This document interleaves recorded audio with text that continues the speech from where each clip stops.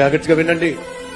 ఆదాము నుండి అబ్రహాం వరకు 2000 సంవత్సరాలు, అబ్రహాం నుండి యేసుక్రీస్తు యొక్క జన్మ వరకు 2000 సంవత్సరాలు, యేసుక్రీస్తు యొక్క జన్మ నుంచి నేటి వరకు 2000 సంవత్సరాలు, మొత్తం కలిపి 2+2+2 మొత్తం వినండి 6000 సంవత్సరాలు. బైబిల్ సెలవిస్తుంది, పేతురు రాసిన పత్రిక 3వ అధ్యాయము మనం చదివినటువంటి 8వ వచనంలో ఏముంది? దేవుడి దృష్టిలో ఒక దినము ఏమిటట? 1000 సంవత్సరాలు.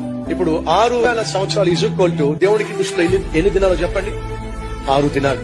6 దినాలు ముగిసిపోయినాయి అనుకోండి. దేవుడు 7వ రోజున పని చేశాడా? పని చేయాల. 7వ రోజు ఏమిటట? విశ్రాంతి. అనగా ఎన్ని సంవత్సరాలు గడిచిపోయినాయి?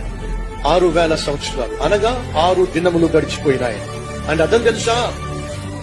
6 రోజులు గడిచిపోయినాయి. టైం ఎంత అయిందో తెలుసా మీకు?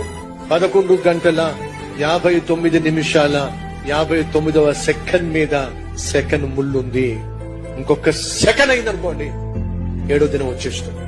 సహోదరులు సహోదరులు, చివరి గడియలో మనం ఉన్నాం, చివరి నిమిషంలో మనం ఉన్నాం, చివరి సెకండ్ లో మనం ఉన్నాం.